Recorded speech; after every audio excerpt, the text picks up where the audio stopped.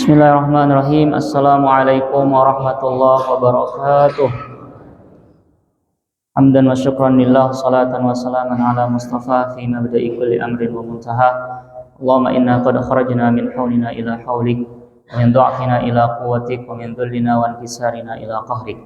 Wa na'udzu bika an naqula zura aw naghsha fujura aw nakuna bika maghrura. Allahumma aslih ummata Muhammadin sallallahu alaihi wasallam wa farrij an ummati Muhammadin sallallahu alaihi wasallam warham ummata Muhammadin sallallahu alaihi wasallam wanshur wahfaz wa ayyid nahdlatal watan fil alamin bihaqqi Muhammadin sallallahu alaihi wasallam. Amma ba'd. Bapak-bapak, ibu-ibu jamaah pengajian subuh Jumat yang kami muliakan, Alhamdulillahirabbil alamin, kita bisa melanjutkan pengajian kitab Ihya Ulumuddin. Pada pertemuan sebelumnya kita sudah menyampaikan atau menerjemahkan perkataan Al-Imam Al-Ghazali terkait anjuran-anjuran agama daripada dalil-dalil Al-Quran, As-Sunnah, dan juga perkataan-perkataan salafus salih yang menganjurkan untuk menikah. Sekarang kita masuk pada pembahasan qala al-muallif rahimahullahu taala wa nafa'ana bi ulumihi wa jami' masyayikhina fid dharain amin, at-targhibu anin nikah, yaitu selain daripada dalil-dalil yang menganjurkan untuk menikah, dapat juga ditelusuri beberapa hadis ataupun perkataan-perkataan salafus saleh yang dalam kondisi tertentu menganjurkan kita untuk tidak menikah. Di sini kita akan paparkan wa amma ma jaa fit targhibi 'anin nikah, adapun dalil-dalil yang kita temukan mengenai kewaspadaan untuk menikah. Faqad qala sallallahu alaihi wasallam, Rasulullah sallallahu alaihi wasallam bersabda, khairun nasi ba'dal mi'atain al-khafiful hadh alladzi la ahla lahu wala walad.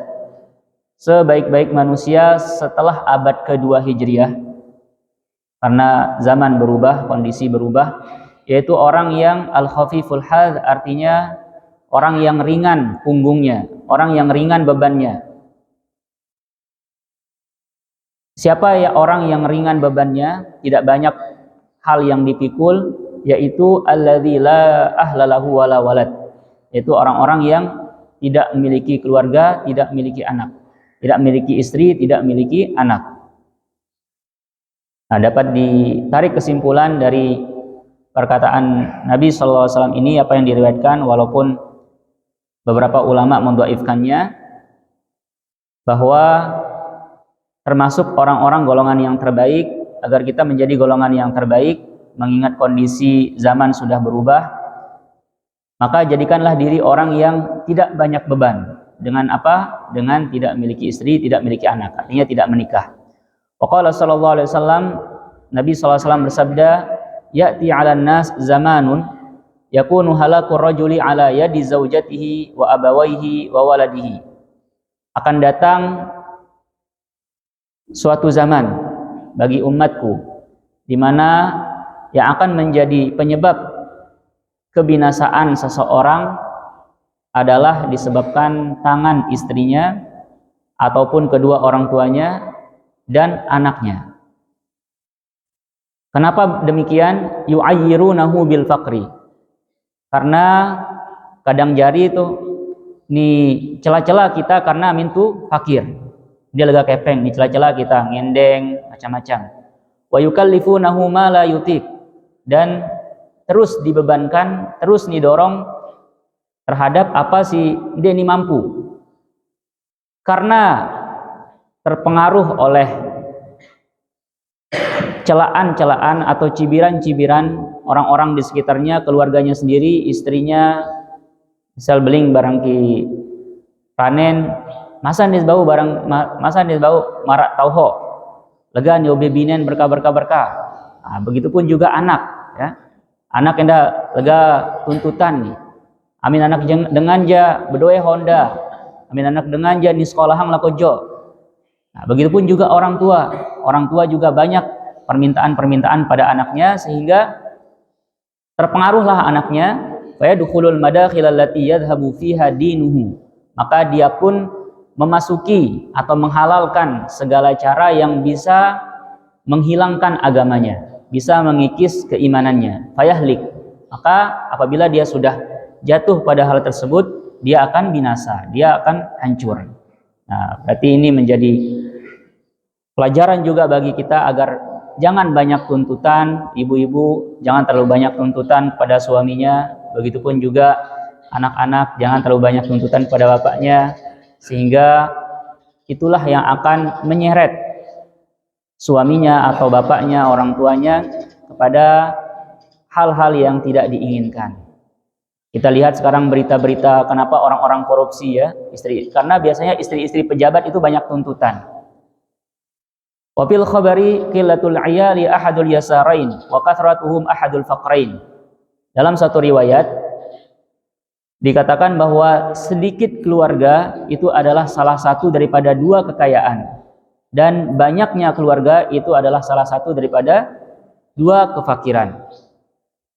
Wasu'ila Abu Sulaiman Ad-Darani anin nikah. Ada seorang ulama sufi bernama Abu Sulaiman Ad-Darani, ditanya beliau terkait apa pendapatnya tentang nikah. Faqala, beliau menjawab, as-sabru anhunna khairum minas sabri alaihinna. Kalian bersabar untuk tidak menikah itu lebih baik daripada bersabar nanti apabila sudah menikah dengan tuntutan-tuntutan beban yang banyak. Was-sabru alaihinna khairum minas sabri 'alan nar. Dan apabila kalian sudah terlanjur menikah, kata Abu Sulaiman Ad-Darani, memang banyak beban-beban yang menuntut kesabaran. Tapi kesabaran atas mereka, atas keluarga kalian, itu jauh lebih baik daripada kalian harus sabar nantinya terhadap neraka apabila kalian tidak bisa menunaikan tanggung jawab dengan baik. Ya.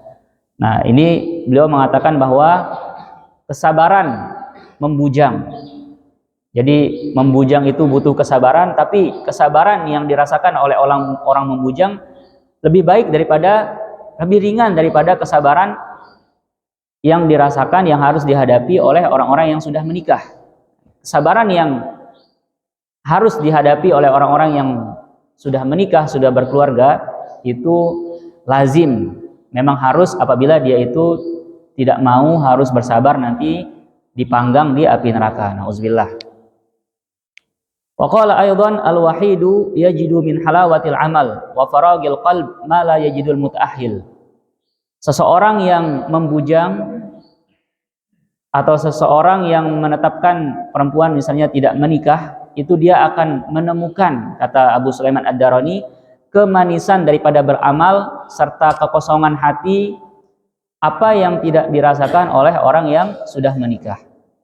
Waqalla maratan, dan Abu Sulaiman Ad-Darani juga mengatakan, ma ra'aitu ahadan min ashabina tazawwaja fa thabata ala martabatihil ula.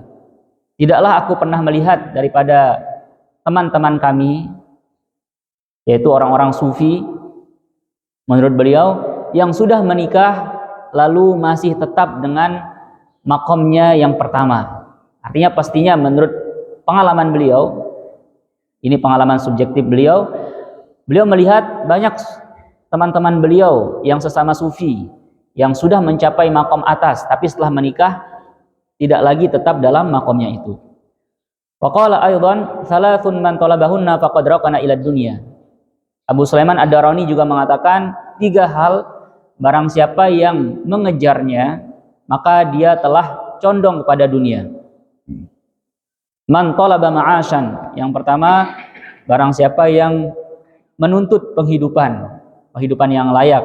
Nah, ini lagi-lagi ini kembali kepada kondisi orang-orang sufi ya. Au tazawwaja imra'atan.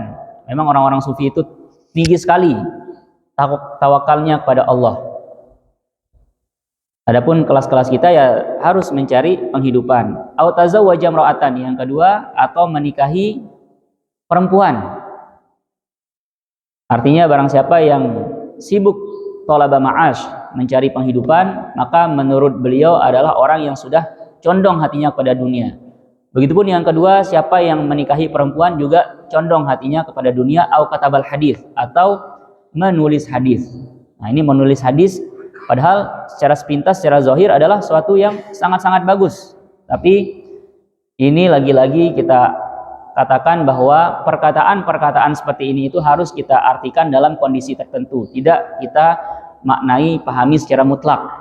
Maksudnya orang yang menulis hadis yang dimaksudkan sudah condong kepada dunia adalah orang-orang yang mencari hadis demi mendapatkan sanad-sanad yang tinggi. Dan ini tidak sedikit kita temukan orang-orang mencari hadis, datang ke satu masyayikh ke masyayikh yang lain untuk mendapatkan sanad tertinggi, sehingga nanti kadang-kadang orang-orang mengkomersilkan, dijual sanadnya, kemudian menjadi kebanggaan, sayalah yang paling tinggi sanad saya. Nah, inilah yang dicela oleh Abu Sulaiman Ad-Darani. Wa qala Al-Hasan, "Idza aradallahu bi'abdin khairan lam yashghalhu bi ahlin wala mal." Berkata Al-Hasan di sini kemungkinan besar maksudnya adalah Imam Hasan Al-Basri, Sayyidut Tabi'in, salah satu pemimpin tabi'in. Beliau mengatakan, apabila Allah Subhanahu wa taala menginginkan kebaikan untuk seorang hamba, maka dekna disibukkan ki keluarga ataupun ki harta. Jadiin kosong pikiran. Waqala Ibnu Abil Hawari, berkata Ibnu Abil Hawari, tanazara jama'atun fi hadzal hadis fastaqarra ra'yuhum ala annahu laisa ma'nahu alla yakuna lahu bal an yakuna lahu wala syilanihi. Jadi Imam Hasan Al-Basri ini banyak sekali muridnya, ya, bahkan dari berbagai kalangan. Terakhir situ pengajian petang Jumat, terus ingin tokoh Qadariyah bernama Ma'bad Al-Juhani. Kemudian ada juga Wasil bin Atha. Nah, itu adalah tokoh-tokoh yang bisa dikatakan pembawa ideologi kesesatan, dan itu termasuk juga muridnya Imam Hasan Al-Basri, ya. Makanya dinamakan Mu'tazilah, karena Wasil bin Atha itu menjauhi diri daripada Hasan Al-Basri. Nah, begitupun juga Ma'bad Al-Juhani tidak setuju dengan perkataan gurunya yang mungkin menurut beliau terlalu Jabariyah, sehingga dibuatlah sekte baru yang bernama Qadariyah.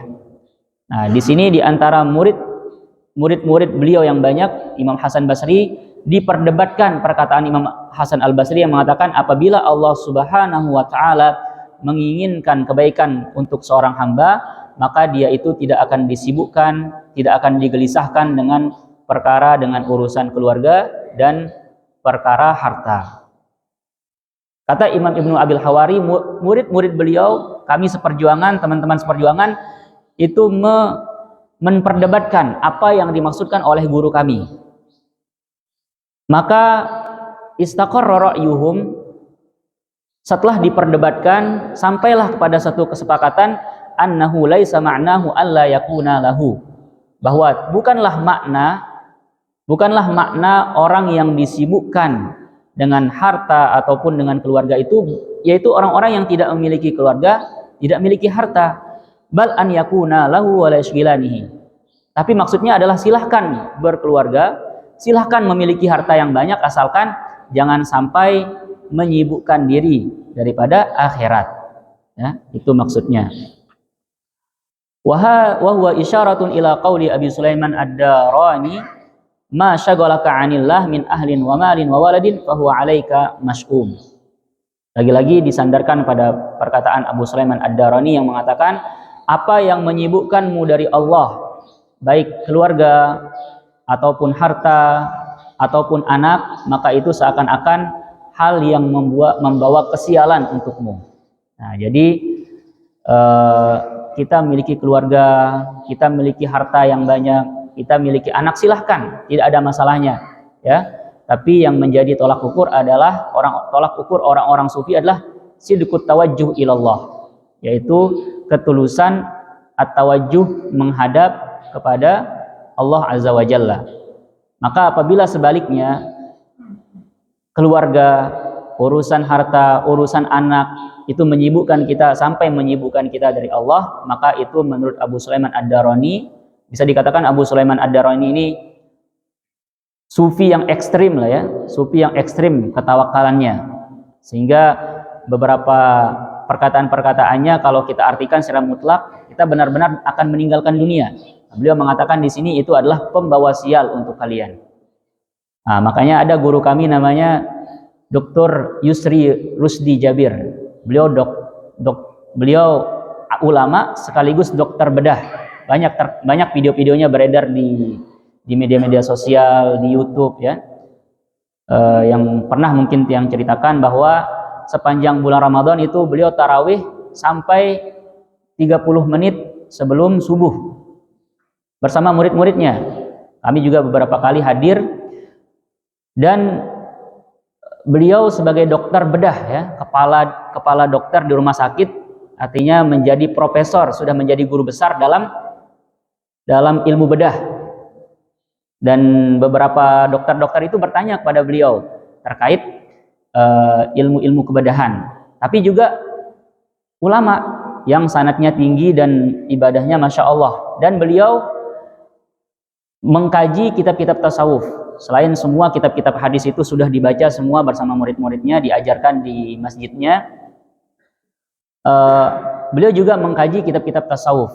Tapi beliau itu tidak pernah sekalipun mengaji kitab Imam Ghazali ya.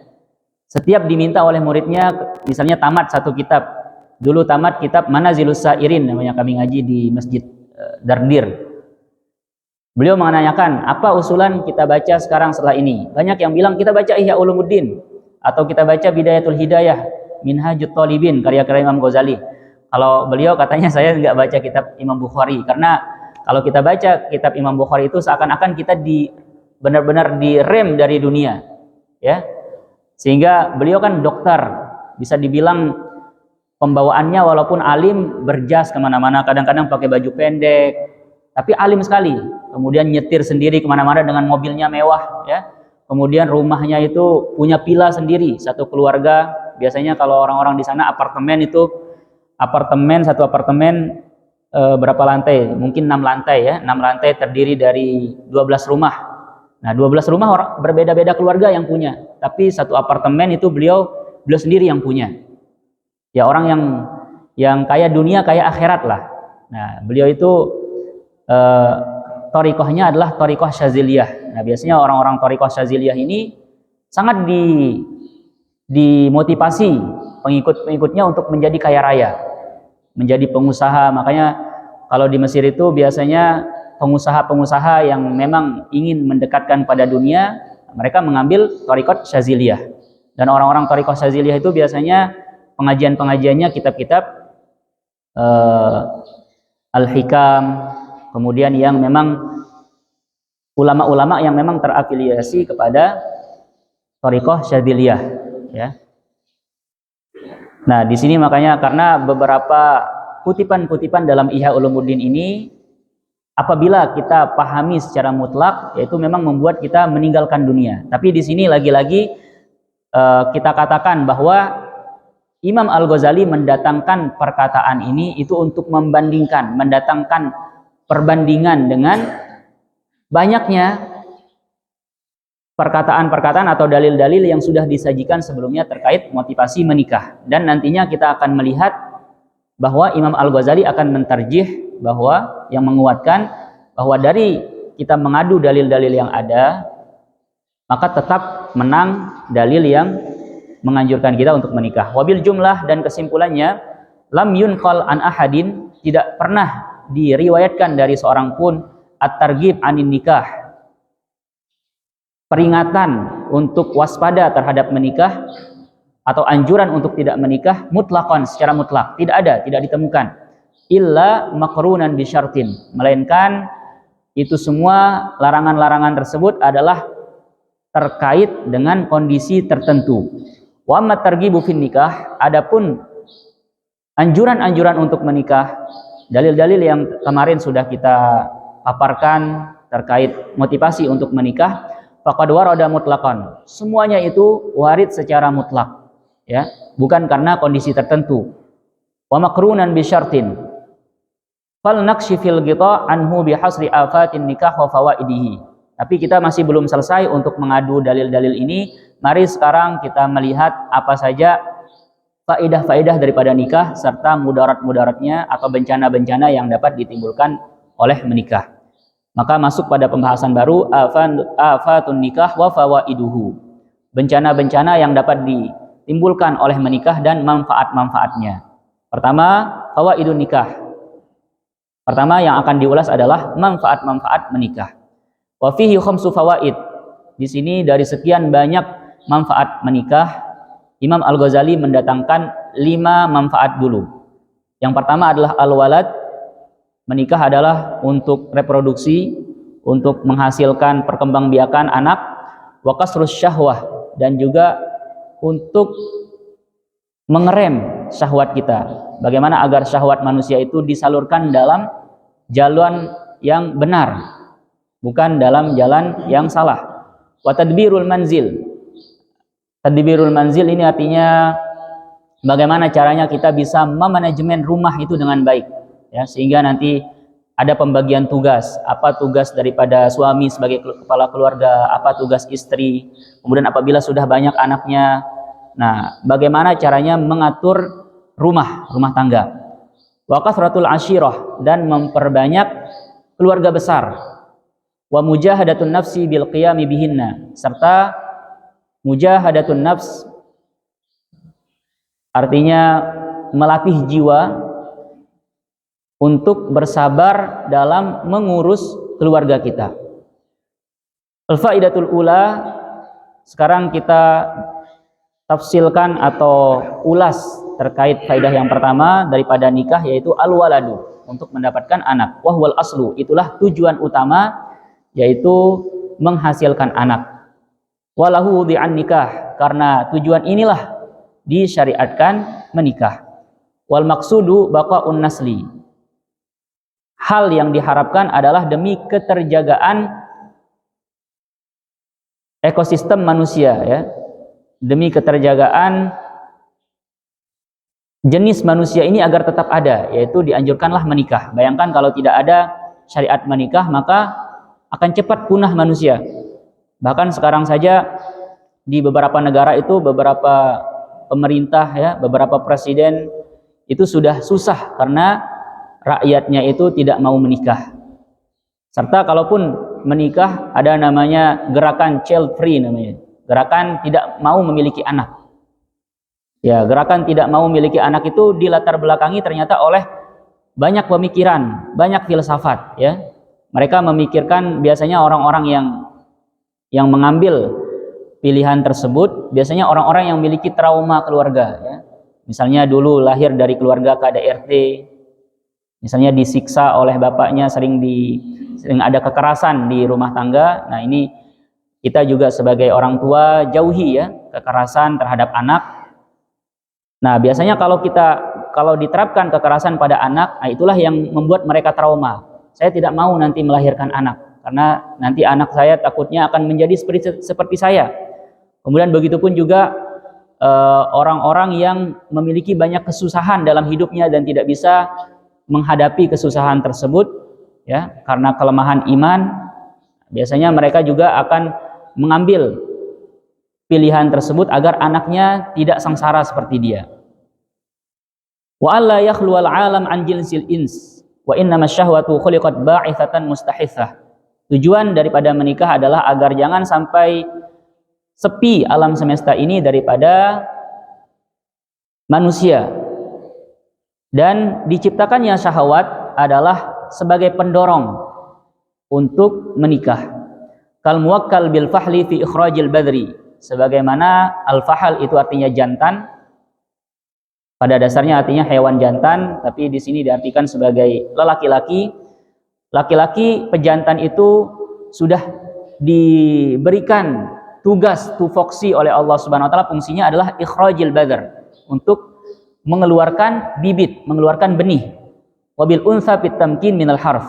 Sedangkan kalau perempuan atau betina itu untuk menampung benih. Jadi seakan-akan sebagaimana dikatakan Al-Qur'an, nisaukum harsul lakum.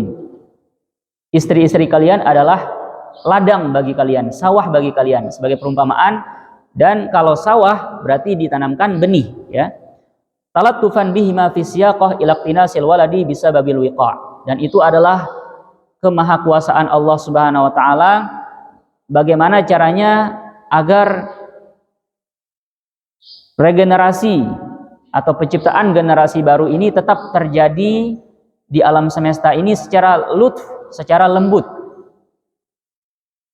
Ila iqtinasil walad, dengan dihasilkannya anak bisababil wiqa', melalui hubungan suami istri. Sebagaimana halnya katalattuf bit-tayri fi bathil habbi alladhi yashtahihi li siyaq fish ila syabakah. Nah, sebagaimana apabila orang-orang ingin menangkap burung, ya, ingin mengumpulkan, beberapa orang senang mengoleksi burung yang banyak. Nah, tapi dia sayang pada burung. Dia tidak tega misalnya akan pakai ketapel, pakai nikang jiwal, ataupun cara ningle sebuah nikang bedil. Nah, beberapa orang yang sayang pada hewan itu tidak tega dengan melakukan hal-hal tersebut untuk menangkap burung. Maka apa yang dilakukan? Dibuatlah jebakan, ya. Untuk di dalam jebakan tersebut dibuat sarang, di dalamnya disebarkan biji-bijian yang alladzi yashtahihi, yang disukai oleh burung, sehingga burung dengan sendirinya akan masuk kepada sarang tersebut, sehingga terkurunglah di dalam tersebut, maka dia memiliki burung. Nah, bagaimana caranya Allah Subhanahu wa taala talattuf secara lemah lembut juga untuk melahirkan regenerasi, juga dengan memberikan benih kepada pejantan dan juga menjadikan betina sebagai penampung benih tersebut. Wa kanatil qudratu al-azaliyah ghair qasiratin an ikhtira'il ashkhas ibtida'an min ghairi hirasatin wasdiwaj. Dan kemahakuasaan Allah Subhanahu wa taala yang bersifat azali itu tidaklah lemah untuk langsung saja kalau Allah Subhanahu wa taala ingin memperbanyak manusia, apa susahnya Allah Subhanahu wa taala akan langsung simsalabim, kun payakun, langsung ada manusia itu tanpa harus ada kegiatan hirasah, yaitu bercocok tanam, wasdiwaj, ataupun persetubuhan, ya. Walakinnal hikmah, akan tetapi Allah Subhanahu wa taala memperlihatkan hikmah ilahiyahnya, iqtadat tartibal musabbabati 'alal asbab ma'al istighna'i anha, dengan mengatur adanya sebab dan musabbab, ya. Musabbab itu adalah anak, dibuatlah sebabnya itu menikah. Dibuatlah sebab menikah itu adanya syahwat pada diri laki-laki dan perempuan, sehingga menimbulkan ketertarikan, sehingga membuat mereka menikah, kemudian melakukan al-wiqa' atau persetubuhan, maka lahirlah anak. Dan itu adalah, coba kita pikirkan baik-baik, ya, apa makna daripada Allah Subhanahu wa taala menciptakan syahwat? Apa makna daripada Allah Subhanahu wa taala menciptakan alat kelamin untuk laki-laki dan perempuan, untuk laki-laki yang begitu bentuknya, kemudian yang perempuan untuk yang begitu bentuknya, idharon lil qudrah. Padahal Allah Subhanahu wa taala tidak butuh kepada hal tersebut, ya. Kalau memang Allah Subhanahu wa taala berkehendak, bisa saja seperti yang kita katakan tadi, langsung kun payakun, langsung jadi anak, ya. Kemudian banyaklah spesies manusia di atas muka bumi ini tanpa harus ada aktivitas menikah. Tanpa ada misalnya seperti tadi bahwa kita ibaratkan opum atau sel telur wanita itu diibaratkan seperti asyabakah, seperti bahasa kita sitn, ya, apa, perangkap, ya. Nah, kemudian biji yang ditaruh di atasnya itu, biji yang ditaruh di dalam perangkap itu diibaratkan seperti sperma, ya. Kemudian ketika datangnya burung, maka itu diibaratkan berhasilnya penciptaan anak. Idharon lil qudrah, itu semua adalah untuk menunjukkan kemahakuasaan Allah Subhanahu wa taala, wa itmaman li ajaibis sun'ah, dan sebagai untuk menyempurnakan bagaimana ajaibnya penciptaan alam semesta ini. Nah, itu hal-hal ayat-ayat Allah Subhanahu wa taala, ayat-ayat kauniyah yang perlu kita renungkan. Wa tahqiqan lima sabaqat bihil masyiah wa haqqat bihil kalimatu wa jara bihil qalam. Itu semua untuk memperlihatkan bagaimana perwujudan masyiah atau kehendak Allah Subhanahu wa taala yang bersifat azali itu semua satu persatu terrealisasi atau terwujudkan. Wa haqqat bihil kalimatu wa jara bihil qalam. Dan seperti itulah memang qalam Allah Subhanahu wa taala menulis dalam Lauhil Mahfuz dulu. Jadi ada qalam atau pena dan ada lauh seperti papan, dan terus menerus qalam tersebut menulis seiring dengan aktivitas ini terjadi. Kejadian-kejadian yang ada di dalam bumi ini berlaku. Wa fit tawassul ilal waladi qurbatun min arba'ati aujuh. Dan dalam kegiatan atau usaha menghasilkan anak itu juga termasuk kurbah. Cara kita taqarrub, cara kita mendekatkan diri kepada Allah Subhanahu wa taala dari 4 segi. Hiyal aslu fit targhibi fihi 'indal amni min ghawail syahwah. Itulah yang menjadi dasar utama dalam kita dianjurkan untuk memiliki anak agar kita aman daripada godaan-godaan syahwat. Hatta lam yuhibba ahaduhum an yalqallaha ta'ala azba. Sehingga kita melihat pada pertemuan sebelumnya bagaimana banyak sahabat-sahabat yang mulia, seperti kemarin ceritanya Sayyidina Abdullah bin Mas'ud, kemudian ceritanya Mu'az bin Jabal, ya.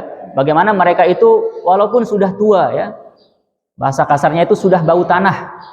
Ketika istri mereka meninggal, mereka cepat-cepat menikah. Sebagaimana Mu'az bin Jabal itu sudah tua, bahkan beliau itu divonis tidak hanya beberapa lagi umurnya karena sudah terkena penyakit taun, tapi beliau minta untuk dicarikan wanita yang mau dinikahi karena mereka itu tidak mau bertemu dengan Allah dalam keadaan bujang, azab, dalam keadaan tidak memiliki istri. Nah, apa maksud daripada itu semua? Al-awwal, yang pertama, muwafaqatu mahabbatillahi ta'ala bis-sa'yi fi tahsilil walad li baqa'i jinsil insan. Yang pertama adalah agar kita mendapatkan mahabbatullah, kecintaan Allah Subhanahu wa taala dengan adanya usaha kita dalam menghasilkan anak demi menjaga spesies manusia, demi menjaga kebertahanan umat manusia di atas muka bumi ini sehingga tidak terjadi kepunahan. Ya, setelah kita mengetahui tadi apa maksud daripada penciptaan Allah, kenapa penjantan diberikan seperti ini, kenapa betina diberikan hal seperti ini, maka kita akan tahu maksud daripada Allah membuat skenario-nya seperti itu. Maka ketika kita menikah, maka itu seakan-akan adalah usaha kita untuk mendapatkan mahabbatullah. Wathani talabu mahabbati Rasulillah sallallahu alaihi wasallam fi taktsiri man bihi mubahatuhu. Yang kedua adalah untuk mendapatkan kecintaan Rasulullah sallallahu alaihi wasallam dengan apa? Dengan sebab apabila kita memperbanyak umatnya dengan melahirkan anak-anak yang nanti ke depannya kita akan didik dia menjadi generasi muslim, maka itu akan menjadi hal yang akan dibangga-banggakan nanti Rasulullah sallallahu alaihi wasallam ketika hari kiamat. Nah, lawan hari kiamat Rasulullah sallallahu alaihi wasallam bermanik bahwa nani bangga-banggaang kita umat nih terhadap nabi-nabi silin, ya, karena umat diri si paling lega nih, maka dianjurang kita ema tuh lega-lega beranak. Ema apa? Ema tuh semakin selega umat Nabi Muhammad sallallahu alaihi wasallam. Wa tsalits talabut tabarruk bi du'ail waladis shalih ba'dah. Ketiga, tujuan daripada menikah dan agar kita memiliki anak adalah agar kita mendapatkan keberkahan dengan doa anak-anak kita yang soleh setelahnya. Bahkan ini dikatakan sebagai amal jariyah, yang walaupun kita sudah meninggal, tidak lagi kita bisa sholat, tidak lagi kita bisa berpuasa, ya ibaratnya sudah pensiun, ya, sudah pensiun, tidak ada lagi masuk gaji pokok, tapi ada gaji pensiunan. Bagi orang-orang mati itu, orang-orang yang sudah meninggal, gaji pensiunannya adalah amal-amal jariyahnya, tetap terus mengalir walaupun sudah tidak bekerja. Yaitu salah satunya adalah setiap kali dia itu mendapatkan doa anaknya yang soleh. Setiap kali ketika ilmunya yang dulunya diajarkan bermanfaat bagi orang-orang yang sudah diajarkan. Setiap kali dulu sumbangan-sumbangannya kemudian dijadikan sebagai masjid, setiap kali ada orang yang sholat di masjid tersebut, ada yang sekolah di madrasah tersebut, pahalanya terus mengalir kepada orang-orang yang sudah meninggal. Warabi' talabus syafa'ah bimautil waladis shaghir idza mata qablahu. Kalaupun anak kita itu akan meninggal sebelum kita, ya, ada beberapa orang yang diberikan musibah meninggal anaknya dalam masih kecil. Nah, maka ini juga jangan bersedih, ya. Jangan bersedih terlalu lama, karena kematian anak ketika anaknya masih kecil itu adalah suatu nikmat yang sangat besar, karena dialah anak kecil ini yang akan menjadi sebab yang akan mensyafaatinya kelak pada hari kiamat disebabkan kesabarannya. Ammal awajhul awal, adapun segi yang pertama, yaitu untuk mendapatkan mahabbatullah, kecintaan Allah, fahuwa adaqul wujuh. Itulah segi yang paling misteri, ya, wa ab'aduha an afhamil jamahir, dan jauh bisa dipahami daripada bagaimana dipahami oleh masyarakat luas. Wa huwa ahaqquha wa aqwaha 'inda dzawil basair an-nafidzah fi ajaibi sun'illahi azza wa jalla wa majari hikamihi. Dan inilah segi yang paling pantas dan yang paling kuat bagi orang-orang yang memiliki basirah, memiliki pandangan yang kuat mengenai bagaimana keajaiban ciptaan Allah Subhanahu wa taala dan bagaimana jalannya hikmah-hikmah Allah Subhanahu wa taala. Jadi ada ibadah-ibadah itu yang kita artikan sebagai ibadah-ibadah yang tanpa sebab, ya. Jadi kita lakukan itu tanpa perlu dicari sebabnya. Misalnya kenapa Allah Subhanahu wa taala itu mengharamkan khamar? Banyak orang-orang mengatakan agar tidak merusak akal atau agar tidak menimbulkan kerusakan-kerusakan. Tapi sekarang beberapa orang-orang sekuler, orang-orang liberal mengatakan buktinya negara-negara kafir mereka sudah menjadi kewajiban dalam meminum khamar. Tapi justru kenapa mereka lebih pintar daripada kita? Berarti tidak benar bahwa khamar tersebut merusak akal. Tapi kita kembalikan bahwa beberapa ibadah itu bukan untuk dicari alasannya, ya. Tapi memang murni karena kita menjauhinya karena ketaatan kita kepada Allah Subhanahu wa taala. Nah, begitupun juga dalam menikah, ya. Begitupun juga dalam menikah bahwa memang kita berikan alasannya A, B, C, D, E, tetapi alasan yang terutama adalah karena memang ini adalah perintah Allah. Tanpa alasan ini A, B, C, D pun, kalau ini adalah perintah Allah, maka kita jalani. Nah, inilah maksudnya bahwa inilah alasan yang paling kuat, yaitu muwafaqatu mahabbatillahi ta'ala, untuk mendapatkan mahabbah Allah Azza wa Jalla dan menjalankan hikmahnya. Wa bayanuhu, dan bagaimana penjelasannya, anna sayyida, bahwasanya ini diibaratkan lagi dengan kondisi kehidupan.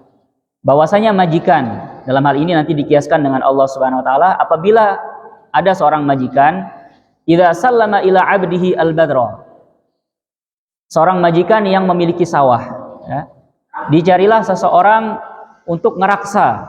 Nah, dicarilah nibuya tukang pengeraksa man bangkat nih.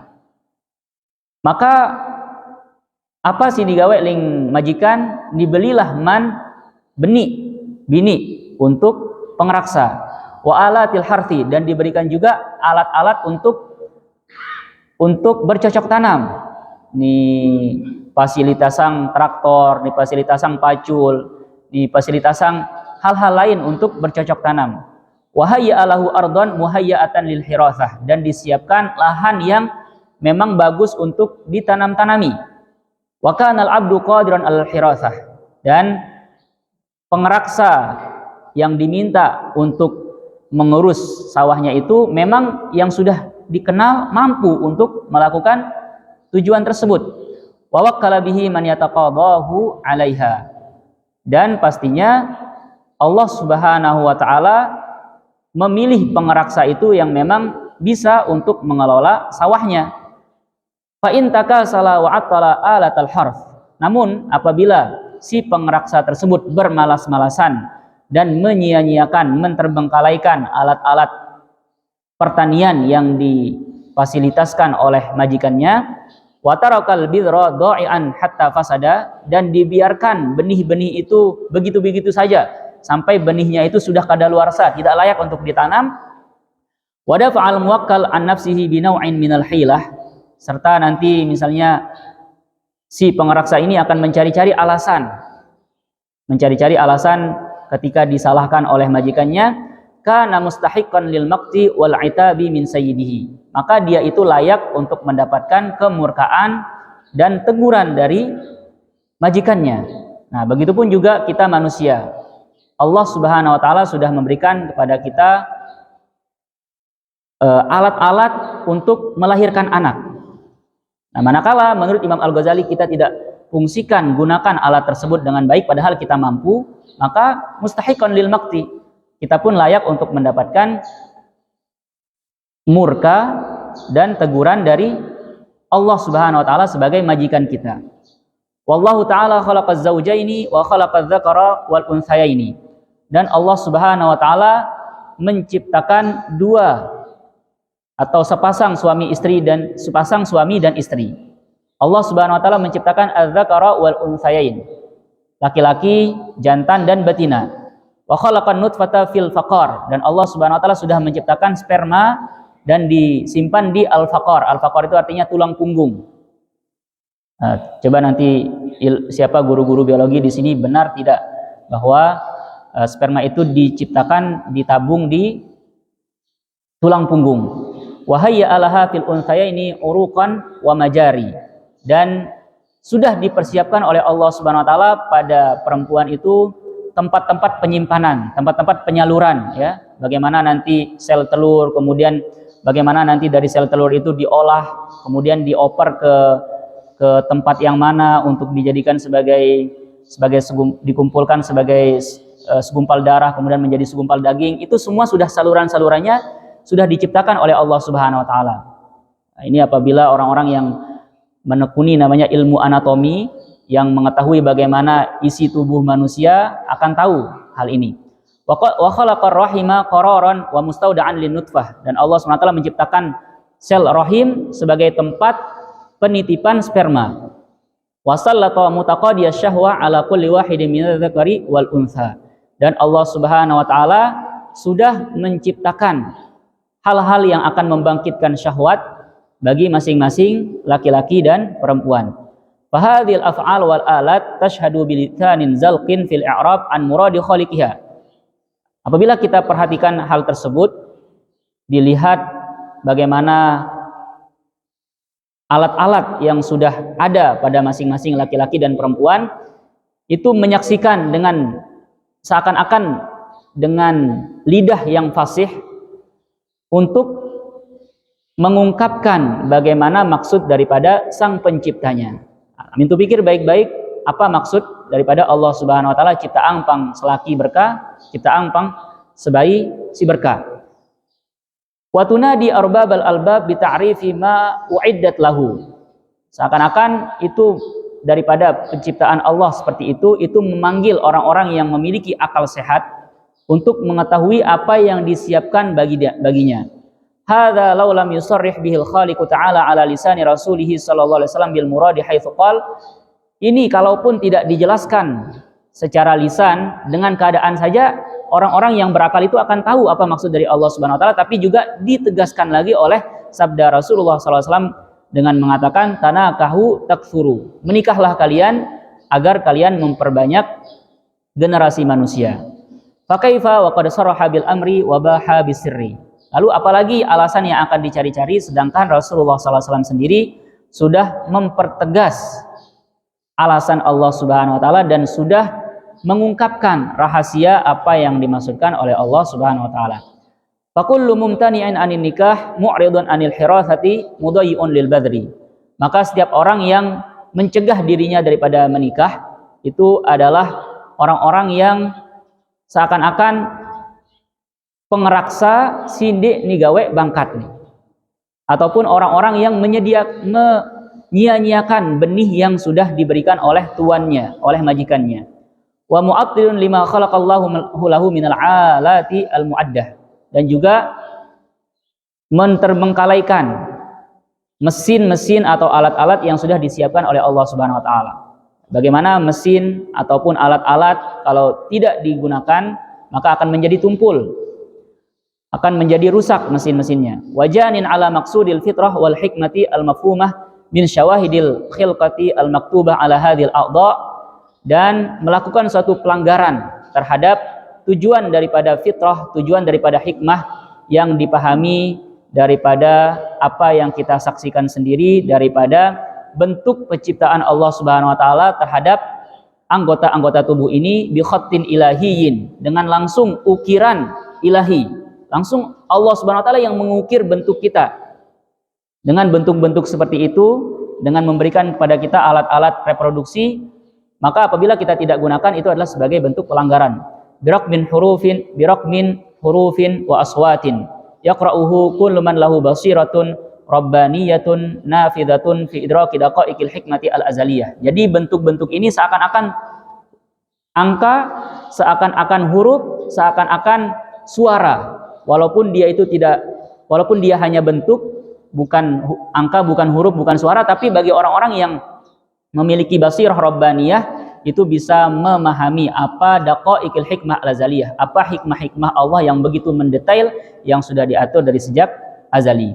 Walidzalika azama syar'u al-amra fil qatli lil aulad. Karena itulah syariat ini memberikan cercaan atau memberikan kecaman yang sangat-sangat besar, sangat-sangat dicela ling syariat apabila lo dengan si semati anak, bunuh anakmu. Wa fil wa'di, arti al-wa'd adalah mengubur anak hidup-hidup. Li'annahu man'un litamamil wujud. Karena pembunuhan anak ataupun mengubur anak masih hidup-hidup sebagaimana tradisi jahiliyah itu adalah sebagai bentuk pencegahan terhadap sempurna ciptaan. Wa ilaihi asyara man qala al-azlu ahadul wa'dain. Dan inilah maksud daripada orang-orang yang mengatakan al-azlu ahadul wa'dain. Ya. Jadi ada namanya dalam fikih itu pembahasan al-azal. Al-azal itu maksudnya adalah mengeluarkan maninya itu di luar, ya. Artinya apabila berhubungan badan suami istri, zaman dahulu tidak ada suntik KB, ya, ataupun pencegah keturunan. Nah, biasanya mereka akan melakukan azal. Apabila mereka berpikir sudah cukup memiliki anak sekian, apabila nanti memiliki anak lagi maka semakin berat beban tambahan ekonomi kita, maka orang-orang zaman dahulu melakukan al-azal, artinya mengeluarkan di luar. Dan ini diperdebatkan oleh para ulama, apa hukum daripada al-azal. Ada yang membolehkan, karena beberapa sahabat mengatakan kunna na'zil wal wahyu yanzil. Kami melakukan azal sedangkan wahyu masih turun. Artinya adalah kalau seandainya azal itu dilarang, maka pasti akan ada larangannya dalam Al-Quran. Tapi kita tidak temukan larangannya dalam Al-Quran. Tapi ada juga beberapa dalil yang ditemukan yang melarang al-azal itu. Salah satunya adalah al-azlu ahadul wa'dain, bahwa apabila orang melakukan azal itu adalah salah satu daripada mengubur anak hidup-hidup, ya. Fannakihu sa'in fi itmami ma ahabballahu ta'ala tamamahu. Maka orang yang menikah adalah orang yang sedang berusaha untuk menyempurnakan apa yang disukai oleh Allah Subhanahu wa taala untuk disempurnakan. Wal mu'rid, dan orang yang tidak menikah, mu'attilun, adalah orang yang menyia-nyiakan, wa mudayyi'un lima karihallahu diya'ahu, menyia-nyiakan hal yang Allah Subhanahu wa taala tidak suka untuk disia-siakan. Wali ajli mahabbatillahi ta'ala li baqa'in nufus amara bil it'am wa hatha 'alaihi. Dan bagaimana? Karena cintanya Allah Subhanahu wa taala terhadap terjaganya jiwa-jiwa manusia, ema panjang umur, ema sehat, disuruhlah kita untuk para orang tua untuk memberi makan anaknya, ya. Tadi dilarang untuk membunuh, dilarang untuk mengubur anak hidup-hidup. Justru sebaliknya yang disuruh adalah memberikan makan makanan yang sehat. Wa hatha 'alaihi Wa 'abbara anhu bi ibaratil qardi. Bahkan diibaratkan pemberian makan itu sebagaimana seperti halnya memberi pinjaman pada Allah Subhanahu wa taala. Faqala ta'ala, "Man dzalladzi yuqridullaha qardan hasana." Barang siapa yang memberikan pinjaman kepada Allah dengan pinjaman yang baik. Bayangkan Tuhan yang tidak membutuhkan apapun daripada kita itu diibaratkan meminjam, sedang meminjam uang kepada kita. Dan bagaimana caranya kita meminjamkan pada Allah Subhanahu wa taala? Dengan memberi makan anak-anak kita, dengan memberi makan istri kita ataupun siapapun yang berada dalam tanggungan kita. Itu dibahasakan oleh Allah Subhanahu wa taala dengan man dzalladzi yuqridullaha qardan hasana. Barang siapa yang memberikan pinjaman pada Allah Subhanahu wa taala dengan pinjaman yang baik. Jadi seakan-akan ketika kita mengeluarkan uang, kita nafkahkan untuk memberi makan keluarga kita, itu sedang memberikan pinjaman pada Allah, dan yang namanya pinjaman itu pasti akan diganti. Ya, dan ini Allah Subhanahu wa taala yang meminjam dari kita pasti akan mengganti yang setimpal bahkan lebih berkali-kali lipat daripada yang kita pinjamkan kepada Allah Subhanahu wa taala. Kita cukupkan sampai di sini dulu pembahasan tentang faedah-faedah menikah, yaitu yang pertama adalah al-walad, untuk menghasilkan anak. Dan dalam menghasilkan anak itu juga ada 5 hal yang dicari, yaitu yang pertama adalah mencari kecintaan Allah, mencari kecintaan Rasulullah, mencari keberkahan dari doa anak yang soleh, mencari nanti kalaupun anak kita meninggal masih kecil, maka itu akan menjadi sebab penyafaat kita nanti. Dan diuraikan satu persatu oleh Imam Al-Ghazali bagaimana bisa menghasilkan anak itu sebagai jalan untuk mendapatkan keridhaan Allah Subhanahu wa taala. Yang menjadi pelajaran bagi kita semua, sikam bedoi anak tu patik atau tu rawat anak tu bagus-bagus, karena berdasarkan apa sini sampai yang oleh Imam Al-Ghazali bahwa dengan perawatan anak si bagus adalah salah satu jalan daripada mendapatkan kecintaan Allah Subhanahu wa taala. Mudah-mudahan bermanfaat untuk kita semua. Itu sampaian kembali bahwa insyaallah tu perai sekitar 2 Jumat ya. 2 Jumat di pengajian silin dah si sebayi-bayi kamu mulai ngaji Selasa konang sang tu periang dunu selama 2 Selasa tu lanjutan lawan setelah tulak lah ke Lombok. Tungeneng doa mudah-mudahan lancar segala urusan. Kita tutup dengan doa. A'udzubillahi minasyaitonirrajim. Bismillahirrahmanirrahim. Alhamdulillahirabbil alamin. Allahumma shalli wa sallim wa barik ala sayyidina Muhammadin wa ala alihi wa sahbihi ajma'in. Allahumma ij'al jam'ana hadza jam'an mubarakan marhuma wa tafarruqana min ba'di tafarruqan hasanan ma'suma. La tada' fina wa la minna syaqiyan wa la mahruma. Allahumma hdina li ahsanil akhlaq la yahdi li ahsaniha illa ant. Wasrif 'anna sayyi'aha la yasrifu 'anna sayyi'aha illa ant. Rabbana atina fid dunya hasanah fil akhirati hasanah wa qina adzabannar. Sallallahu alaihi wasallam ala sayyidina Muhammad wa ala alihi wa sahbihi ajma'in. Alhamdulillahirabbil alamin. Al-Fatihah.